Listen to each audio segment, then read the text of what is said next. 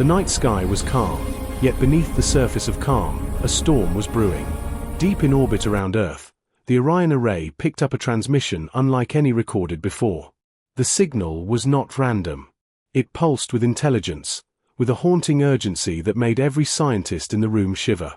Dr. Lena Rourke stared at the translated message on her monitor. Her voice shook as she read aloud. "We are dying. Only you can stop what is coming." For decades, humanity had stared at the stars, sending probes, landing on moons, and scanning distant planets. No one had anticipated a galaxy-wide threat reaching their doorstep, and no one had expected a call for help aimed directly at Earth. General Adrian Chen of the United Earth Defense Command was the first to break the silence. "They know about us," he muttered. "And they believe we can make a difference. Or, they fear us enough to hope we will fight." On the frozen tundras of Antarctica, massive underground shipyards came alive. Engineers and pilots hurried through cavernous assembly bays, preparing humankind's first true war fleet, ships designed not just to explore, but to survive, adapt, and strike with lethal efficiency. Each vessel was a testament to human ingenuity, built using reverse-engineered alien technology and powered by engines that could outrun anything in known space. Captain Rhea Soren paced the deck of the SS Vanguard, her grey hair streaked with signs of countless battles fought in simulations, drills, and covert defense missions. Her crew mirrored her determination, eyes alight with a mix of fear and resolve. "We've trained for this," she told them, her voice carrying over the hum of the ship. "Our world shaped us for survival. Our oceans, our mountains, our storms, they forged us. Now, the galaxy will see what it means to fight like humans." Across the globe, billions of eyes turned skyward as humanity's fleet rose into orbit. The launch was unprecedented, a moment of uniting purpose that erased borders and differences. For the first time, Earth was not just a planet, but the starting point of a galactic mission. Meanwhile, in the darkness between stars, the Oblivions approached. Ancient war machines with jagged metal carapaces and weapons that could strip planets bare, they moved like a swarm of locusts, unstoppable and ravenous. They were not aliens in the way humans imagined. They were pure consequence, designed to consume, to harvest, to erase. Entire civilizations had vanished before them, leaving nothing but silence. In orbit around the dying star of Zypherion, the Concord of Worlds watched helplessly. Their fleets had fallen, their diplomats slaughtered or enslaved. And now, as the last transmissions reached Earth, the Concord realized they had placed their hope in the one species they had feared the most: humans. On board the Vanguard, Captain Soren activated the fleet-wide communication channels. "Listen closely," she said, her eyes blazing. "For 3 centuries, the galaxy thought we were weak. They thought our planet would break us before we ever left its orbit. They were wrong. We are hunters, survivors, and creators. We are the children of a world that tried to kill us every day, and we still thrived. Today, the galaxy will learn what it means to challenge humanity." The SS Vanguard led the fleet into slipspace, disappearing into the stars, engines blazing like streaks of fire against the void. Below them, Earth held its breath, united in hope and fear. Above, the Oblivions advanced, their metallic exoskeletons glinting in the distant starlight. And between, humanity raced toward destiny, untested yet unstoppable. The first star system of the Oblivion advance came into view, a cluster of blackened worlds already stripped of life. The sensors picked up their pattern, relentless, predictable, and horrifyingly efficient. Yet, human minds worked differently. They saw opportunities where others saw inevitability. Every planet, every asteroid, every anomaly could become a tool, a trap, a weapon.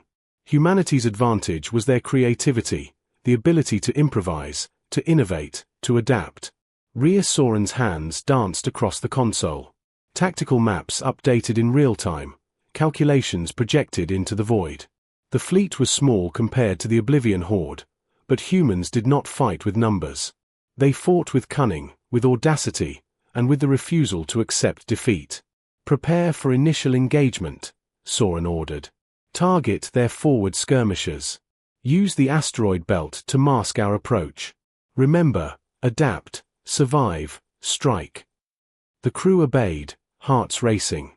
In the vast emptiness of space, one small species from a tiny blue world was about to show the galaxy that survival was more than instinct. It was intelligence, courage, and ingenuity. And somewhere, in the silent reaches of the void, the Oblivions paused, sensing the anomaly. Something was different this time. Something was coming that even they had not accounted for. Humanity had arrived. And the galaxy would never be the same again. The void of space seemed endless, yet for the humans aboard the Vanguard, every second carried the weight of billions of lives. Captain Rhea Soren stood on the bridge, eyes fixed on the incoming data streams. Ahead, the Oblivion forward cluster shimmered like a black storm against the starlight. Thousands of jagged ships, each bristling with weapons capable of annihilating planets, were moving with terrifying precision. Lieutenant Arjun Malik, the fleet's tactical officer, broke the silence. Captain, they're forming a wedge formation. If they maintain speed, they'll intercept the Dyson belt of Drathos. Our approach vector is compromised. Rhea nodded. Then we change the vector. Push the fleet toward the Nebula of Shadows. It's dense, unpredictable. They rely on sensors, they won't see us coming until we're on top of them. The Nebula of Shadows had earned its name for a reason. Its ion storms distorted communications, scrambled sensors, and made even the most advanced fleets blind. Most species avoided it entirely. Humans, however, saw it as an opportunity. It was their first chance to take the fight to the enemy, not with brute force, but with cunning. As the fleet entered the swirling clouds of neon gases, the Oblivions hesitated, a rare moment of doubt in a machine-like advance. For the first time, the humans sensed that their unpredictable thinking, their creativity, was an advantage no machine or algorithm could anticipate. Within the fleet, the crew worked frantically. Engineers reconfigured energy shields in real time to channel power into the hull for rapid evasive maneuvers. Pilots adjusted trajectories to ride the turbulence of the nebula like skilled surfers on cosmic waves. The humans weren't just fighting, they were dancing with death, and their steps were flawless. "Captain," Malik said, voice tight, "they're adjusting formation. They're reacting faster than anticipated." Rhea's expression hardened. "Good. That means we're getting under their skin. Prepare the decoy fleet. Deploy the Ember Swarm drones into their flank. Make it look like the Vanguard is splitting." The Ember Swarm was humanity's secret weapon, autonomous drones capable of mimicking ship signatures, creating the illusion of dozens of additional warships. The Oblivions had never encountered such deception. As the drones surged into the enemy lines, targeting protocols sparked confusion. For the first time, the humans held the upper hand, not with superior numbers, but with superior thinking. Far above the nebula, Commander Yora Voss, leading a forward strike team, tightened her grip on the control rail. Her voice was steady, almost calm, despite the chaos. "Initiate plasma pulse sequence. Target the nearest forward capital ships. Remember, we strike, withdraw, strike again. Predictability is death. Improvisation is survival." The first volley erupted in silence that felt louder than any cannon blast. Oblivion hulls glowed as plasma tore through shields, leaving jagged holes in their ranks. Ships that had once seemed invincible faltered, staggering as the humans adapted their strategy faster than the aliens could respond. But the victory was short-lived. From the heart of the cluster emerged a colossal dreadnought, its black hull towering like a mountain, weapons blinking with lethal intent. Its sheer size dwarfed anything humans had ever built. Arjun Malik swallowed hard. That's not just a ship. That's a planet killer. Rhea's eyes narrowed. "Then we make sure it doesn't reach our fleet. Prepare the orbital intercept." The fleet split, small strike groups weaving between the nebula's storms, while the Vanguard led the largest maneuver to draw the dreadnought into a trap. Every ship, every crew member, knew the stakes. Fail, and humanity might never leave the solar system alive again. Succeed, and the galaxy would witness what humans were truly capable of. The dreadnought advanced, oblivious to the dangers hidden in the nebula's chaos. From the shadows, human frigates struck with precision missiles, creating controlled explosions that misled the enemy's targeting arrays. The dreadnought's weapons flared in response, but the humans were always one step ahead, riding the unpredictability of their own ingenuity. In the midst of battle, Ensign Kira Tran made a startling observation. "Captain, the Dreadnought is responding to the Ember Swarm drones as if they're real ships. Its AI is prioritizing them over the Vanguard." Rhea's lips curled into a grim smile. "Then let's feed it illusions. Increase the swarm intensity. Make it think we're everywhere and nowhere at once." The battle raged for hours, or what felt like hours in the warp-distorted time of the nebula. Humanity's fleet danced between attack and retreat, never staying in one place long enough for the Oblivions to target them effectively. Every move was creative, every choice adaptive. The humans weren't just surviving, they were teaching the galaxy a new definition of warfare: intelligence over brute force. Finally, the Dreadnought, battered and confused, withdrew from the nebula, having underestimated the cunning of its opponents. The smaller Oblivion ships scattered, retreating toward the outer cluster. On the Vanguard, a cheer broke out, though it was tempered by the knowledge that the war was far from over. Captain Rhea saw and exhaled, staring at the nebula's swirling light. They thought they were the hunters. But they forgot, humans survive because we never fight the same way twice. We improvise. We endure. And we win. Lieutenant Malik nodded, eyes still scanning the fading radar blips. "We've bought time, but the main fleet is still out there. Thousands of ships waiting for us." Rhea's gaze hardened. "Then we prepare. We'll need every advantage. Every mind. Every strategy. Humanity has learned to survive a world of death. Now, the galaxy will learn what it means to fight with a mind that cannot be predicted. The Oblivions have no idea what's coming." And somewhere, in the void beyond, the survivors of countless worlds, the Concord's remnants, watched the humans, finally realizing that the galaxy's last hope did not come from their fleets or their weapons, but from the audacity, ingenuity, and relentless spirit of humanity itself. The aftermath of the nebula battle left the human fleet battered but alive. The Vanguard cut through the void, engines humming like a living heartbeat, while the smaller frigates and cruisers carried critical data and wounded crew. In the temporary calm, Captain Rhea Soren convened her bridge team. "Status report," she demanded, voice sharp but calm. Lieutenant Malik spoke first. "Shields are holding, but several cruisers need repairs. Ember Swarm drones suffered minimal losses. Enemy tracking shows they're reorganizing. Their main fleet is converging on the Drathos corridor. Estimates: 3 hours before contact." Rhea nodded. 3 hours to prepare. That's all we have. The crew's tension was tangible, yet a spark of determination lingered. Humans were trained to survive in chaos, to turn disadvantage into opportunity. In the mid-deck command center, Communications Officer Lee N.A. adjusted frequencies, her hands flying over the console. "Captain, I've intercepted fragments of their tactical network.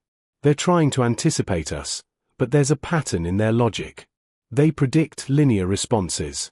They can't account for creativity." Rhea leaned forward. "Then we weaponize that. Prepare the Shadow Protocol. Every ship must adopt asymmetrical strategies. Randomized attack vectors, feints, decoys, unpredictable maneuvers. Make them second-guess every decision." Meanwhile, deep in the heart of the fleet, Chief Engineer Tobias Kane coordinated a bold plan. Using harvested energy from the dying stars of a nearby system, his team began configuring an improvised pulse cannon, a device capable of delivering a massive localized gravity shockwave, enough to destabilize enemy formations. "It's risky," Tobias admitted. "One miscalculation, and we could tear the fleet apart instead of them." Rhea's eyes glinted with resolve. "That's the risk we take. Humans survive by taking calculated risks. Set it up, and prepare to fire on my command." As the fleet approached the Drathos corridor, sensors picked up the main Oblivion fleet advancing in perfect formation. Their black hulls gleamed coldly under distant starlight, each ship designed to annihilate anything in its path. Yet the humans had something the Oblivions lacked: unpredictable minds. The first strike came from the Vanguard itself. Captain Soren ordered a high-velocity plasma salvo toward the lead enemy cruisers. Simultaneously, the Ember Swarm drones fanned out, multiplying the illusion of dozens of phantom ships attacking from multiple directions. The Oblivions reacted, but their AI was rigid, unable to adapt to non-linear tactics. Amid the chaos, Ensign Kira Tran discovered an unexpected opportunity. "Captain, their formation has a blind spot at the wedge's apex. If we concentrate fire there, we can break their coordination." Rhea's voice rang clear. "Do it. Strike at the apex, maximum firepower. But don't stop there. Prepare to retreat and repeat the cycle. Hit, fade, confuse, repeat." The humans launched their assault, plasma tearing into the enemy's shields. Oblivion cruisers staggered, their perfect wedge disintegrating into a chaotic scatter. For the first time, the fleet felt hope, a sensation long denied them in the face of interstellar annihilation. But victory was fleeting. From the rear of the enemy formation, a massive Harbinger-class destroyer emerged. Its hull shimmered with reflective shielding, designed to absorb direct attacks. The humans watched in horror as it cut through space like a predator closing in. "Brace for impact," Lieutenant Malik whispered. Rhea's mind raced. Conventional attacks would fail. They needed a solution only a human mind could conjure. Divert power to the Shadow Protocol. Engineer Kane, fire the pulse cannon at the Harbinger's trajectory, but offset by 3 degrees. Use the nebula clouds as amplifiers. Tobias nodded. Calculating, firing in 3, 2, 1. The pulse cannon erupted in a controlled explosion, sending shockwaves across space. The Harbinger rocked violently, its hull bending as gravitational distortion tore at its structure. It was not destroyed, but its momentum wavered, just enough for a coordinated strike from the Vanguard and supporting cruisers. Captain Soren gritted her teeth. "Now! All ships, converge on the Harbinger. Fire everything we've got." The combined human firepower hammered the enemy vessel from all angles. Shields faltered, weapon systems overloaded, and finally, with a deafening roar that echoed even in the vacuum, the Harbinger disintegrated. Cheering erupted across the fleet, but Rhea remained focused. "This was one battle," she reminded them. "The war is far from over. The main Oblivion fleet is still out there, and they'll adapt. We must adapt faster." Meanwhile, in the aftermath of the engagement, the Concorde's remnants, still hiding in remote sectors, watched the humans with growing awe. Ships that were considered fragile, crews untrained for interstellar warfare, had taken down the Invincible. Every tactic was ingenious, every maneuver inspired by the kind of thinking no AI could emulate. In the quiet that followed, Rhea stood alone on the Vanguard's observation deck, staring at the stars. The nebula's light shimmered around the fleet, painting ghostly streaks across the void. Humans were battered, yes, but alive. Creative, resourceful, and relentless. They had survived a world of death and emerged victorious through cunning, courage, and unity. And somewhere in the darkness, the Oblivions recalculated, slowly realizing a terrifying truth. Humanity was not a species to be measured by conventional metrics. Their strength lay in unpredictability, their resolve, and their unyielding will to survive. Captain Soren whispered to herself, "The galaxy has no idea what it's about to face. We fight not because we must, but because we can, because we refuse to surrender, and because humanity never quits." And as the Shadow Fleet reorganized, preparing for the next wave of battle, the first seeds of legend were sown. The galaxy would remember this day, not for the ships lost or the explosions that lit the void, but for the humans who turned a desperate gamble into triumph against impossible odds. The void burned with the remnants of the last skirmish, but the humans had no time to savor victory.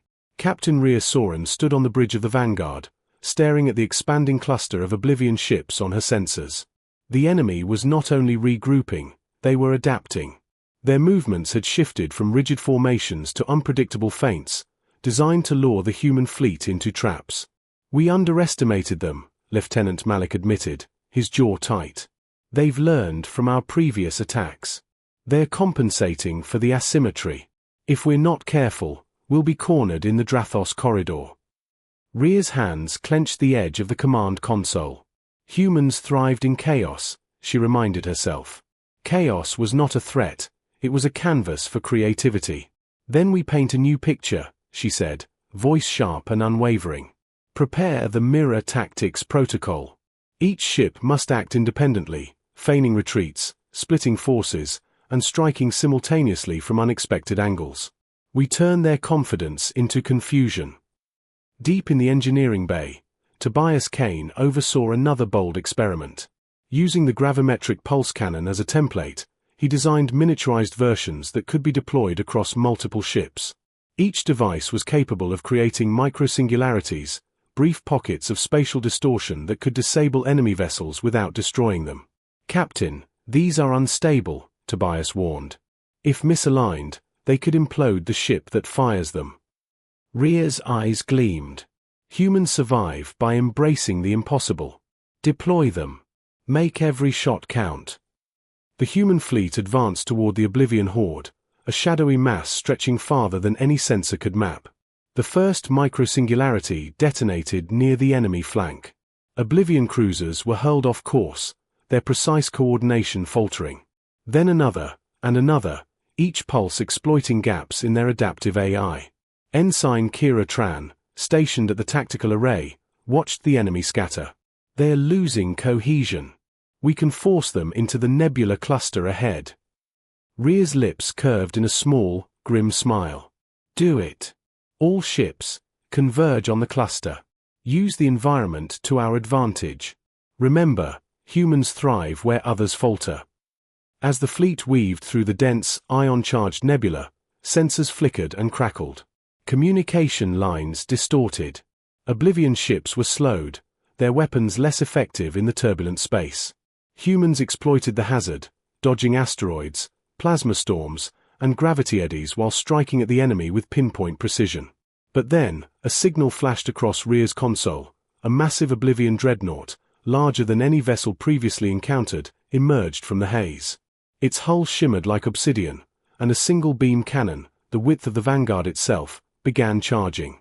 "Captain, that beam could annihilate half our fleet," Lieutenant Malik warned, panic threading his voice.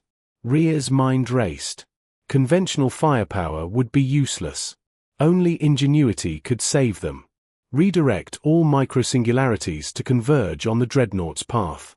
Detonate sequentially, creating gravitational eddies it cannot compensate for. Make it unstable.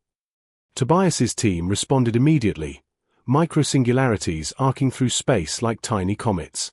As the dreadnought fired, its massive beams sliced through the nebula, but the gravitational distortions deflected the energy, scattering it harmlessly across empty space. The ship rocked violently, unable to stabilize itself. Rhea's voice rang out across the fleet. "Now! All units fire at the dreadnought's junction points. Focus fire on propulsion nodes and weapon arrays." The combined human assault battered the ship relentlessly. Explosions tore through the outer hull, sending shards of dark metal spinning into the void. For the first time, the Oblivion forces faltered in full view of the Shadow fleet. From the observation deck, Rhea watched as the dreadnought erupted in a storm of fire and debris. The nebula lit up with bursts of energy, painting the battlefield with surreal colors. The human fleet had survived the impossible again. Yet, even as they celebrated, sensors picked up dozens more enemy ships emerging from slipspace tunnels, reinforcements the humans had not anticipated. "This isn't over," Rhea muttered. "They'll adapt again. But so will we." Down in the engineering bay, Tobias Kane activated a new initiative. The fleet's damaged ships were retrofitted on the fly, incorporating alien tech scavenged from previous engagements. Shields were strengthened, weapons upgraded, and propulsion systems optimized. Humans were turning survival into evolution. Meanwhile, in the corridors of command, Admiral Cale Vaughn, an ally from the Concord remnants, watched with awe. These humans, they're rewriting the rules of warfare. They fight not with raw power, but with ingenuity. Every move they make exposes weaknesses no AI could predict. Back in the Vanguard, Rhea rallied her crew. "We fight not just for survival, but to prove what humanity is capable of. Each challenge, each enemy, is a puzzle, and humans solve puzzles. We adapt, we innovate, and we endure. That is our power." The fleet surged forward once more, using the nebula as both shield and weapon. The Oblivions, confused and battered, struggled to maintain coordination. Human ingenuity transformed desperation into strategy, chaos into opportunity. And in the silent moments between battles, Rhea thought of Earth, its harsh environments, its extremes of fire and ice, deserts and oceans, storms and quakes. It had forged the human spirit into a weapon more potent than any laser or pulse cannon. Humans were survivors, thinkers, and creators. The galaxy underestimated them at its peril. By the time the Shadow Fleet emerged from the nebula, the first wave of Oblivion ships had been shattered. The humans were exhausted but alive. Their ships were damaged, their crews weary, but their spirits burned brighter than any star. Rhea whispered to herself, eyes fixed on the horizon. They came thinking we were caged. They came thinking we were predictable. They've learned the truth. Humans are uncontainable. And this is only the beginning. As the fleet regrouped, plotting their next moves, the galaxy began to feel a tremor of awe. The humans were no longer just survivors, they were a force of reckoning. Every system, every star, every species that had doubted them would soon learn the full measure of human ingenuity and courage. The Shadow Fleet had turned the tide of war. Shadows were now fire, chaos was strategy, and the human spirit, a spirit honed by eons of survival, was unstoppable. The galaxy trembled. The Shadow Fleet, battered but unbroken, surged into the heart of the Oblivion Armada. Thousands of alien warships stretched across the void, a black tide threatening to consume everything. The humans had survived impossible odds before, but now, the scale was unimaginable. Captain Rhea Soren stood on the bridge of the Vanguard, her hands gripping the console. The battle ahead would test not just technology, but the very spirit of humanity. All units, she commanded, remember who we are. We are children of fire and ice, of storms and deserts. We are the predators that survived worlds designed to kill us. We fight not just to survive, but to prove what humanity can do. Across the fleet, every ship's crew braced for impact. Ensign Kira Tran monitored enemy movements with a mixture of awe and terror. They're converging from all angles, she reported. We can't hold them with conventional maneuvers. Rhea's eyes glimmered. Then we won't use conventional maneuvers. Activate Project Prometheus. In the engineering bays, Tobias Kane's team had prepared a radical weapon, a fleet-wide gravitational pulse, designed to temporarily destabilize the physics of space itself within a localized radius. It was untested at this scale, and failure meant annihilation, but humans thrived on calculated risk. Tobias's voice crackled over the comm captain. If this works, it could turn the entire battlefield in our favor. If it fails, we're all gone. Rhea didn't hesitate. Then we make it work. The pulse rippled across the fleet, invisible but devastating. Oblivion ships screamed through space as their formations collapsed. Navigation systems failed, weapons misfired, and the alien swarm splintered into chaos. Where there had been fearsome precision, now there was confusion. Now, strike! Rhea shouted. Every human vessel unleashed a coordinated barrage, targeting weak points exposed by the pulse. Plasma bolts, missile swarms, and microsingularities tore through enemy hulls. Even the massive dreadnoughts were forced to retreat or face total destruction. From the observation deck, Admiral Cale Vaughan, a veteran of countless wars, watched in stunned admiration. Humans, they turn desperation into artistry. They are rewriting the rules of combat as we watch. Yet even as they gained the upper hand, the humans faced another challenge. The Oblivions had begun deploying sleeper drones, small autonomous vessels capable of infiltrating human ships and detonating internally. Rhea's mind raced. All ships, activate adaptive countermeasures and scan for irregular energy signatures. These drones won't surprise us. Technicians scrambled, hacking and reprogramming the drones on the fly.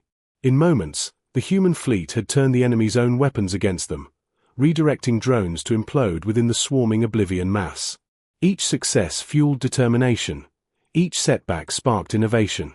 Meanwhile, on the front lines, Commander Elias Novak, aboard the Intrepid, led a daring boarding maneuver.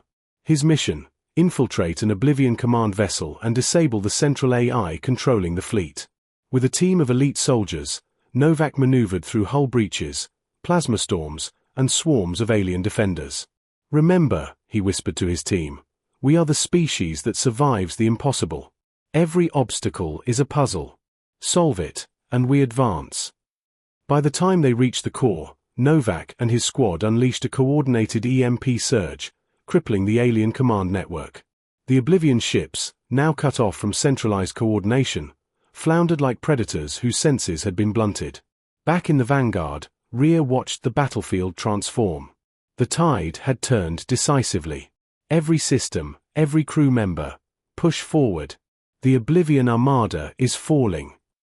The battle raged for hours, each maneuver a testament to human ingenuity. Ships adapted in real time, using the environment, enemy weaknesses, and sheer unpredictability to their advantage. No AI, no alien strategy, could outthink humans who embraced chaos as opportunity. Finally, the last of the dreadnoughts exploded in a brilliant flare, illuminating the void for light years. Silence settled over the battlefield, broken only by the faint hum of damaged engines and the crackle of communication channels. Rhea exhaled, exhaustion and triumph warring in her chest. "We did it," she whispered. "We survived, and we proved who we are." In the aftermath, humans extended a hand to the remnants of the Concord species. Not as conquerors, but as partners. "We fight together," Rhea said during the first Interstellar Council after the battle, "not because we must, but because we choose to. Humanity thrives not in isolation, but in courage, creativity, and unity." Admiral Cale Vaughn nodded solemnly. "The galaxy underestimated you, all of you. But now, it must see the truth. Humans are the architects of their own destiny. And no shadow, no enemy, can cage them again."